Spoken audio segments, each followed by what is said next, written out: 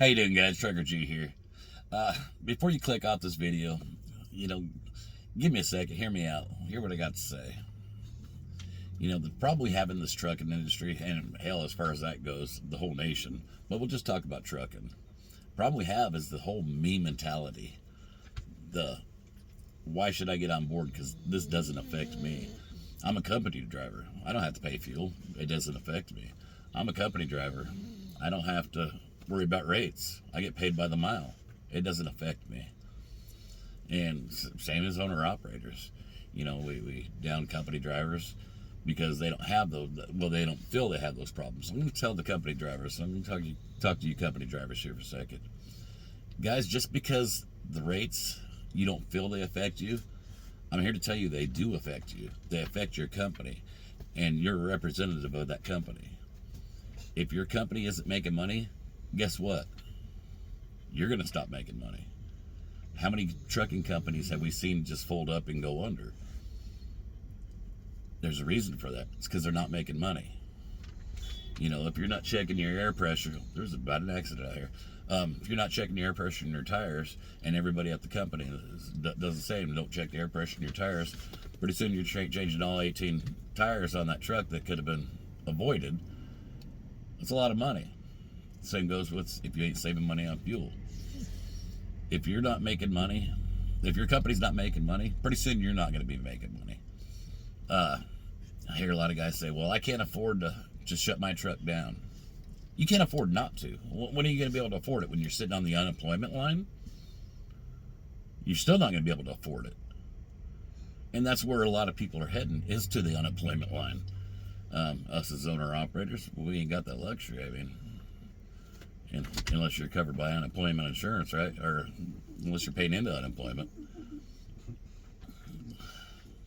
This country's going to hell in a handbasket. This industry's going to hell in a handbasket. And we're just sitting by and we're watching it happen right before our eyes. We're letting it happen. And why? Because of our division. I put up a post the other day. It's been a few weeks ago. What's the number one problem in the trucking industry? And you got all kinds of different problems. A lot of people put up all different kinds of stuff. E-logs, hours of service, foreigners. That was another big one. Guys, the problem is us. And I said it 100 times, and I'll say it 100,000 more times. The problem is us. When are we going to put our differences aside and stand together and do something about this? Let's talk about hours of service and e-logs. I got a lot of drivers saying e-logs this, e-logs that. That e-log doesn't make you do anything that you ain't supposed to be doing by law on that paper. That e-log is no different than that paper. You want to know the difference is you're not cheating it. Yeah, I've been doing this 32 years. You're older drivers, I said it. There's no difference between that paper log and that ELD besides you being able to cheat. You being able to fudge the hours. Is your real problem the hours, or is your real problem the ELD, or is your real problem HOS, hours of service? The problem is the hours of service.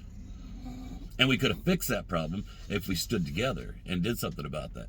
Next thing we got going down the line is speed limiters. They've been talking about it for quite a while now. Speed limiters. Well, it's coming to fruition. It's going to happen. Why is it going to happen? Because ain't none of us going to do nothing about it. Wait, that don't affect me. My truck's set at 63 miles an hour. I don't need to go 70. It's affecting your family. It's affecting that grandma and grandpa driving beside you, your brother, your sister, your mother, your brother, your daughter, your son. It's affecting the general public. And now I'm talking to the general public. It's affecting you. It doesn't take a rocket scientist to figure out if two objects are moving at two different speeds, there's going to be collisions. I ain't got a PhD. I'm just a dumb old hillbilly. What do I know? But I do know what's going to kill people. Answer to a problem? Those are all symptoms. The answer to the problem is kill the virus. Stand together and stand up for what's right and what's wrong. I'm tired of hearing about foreigners.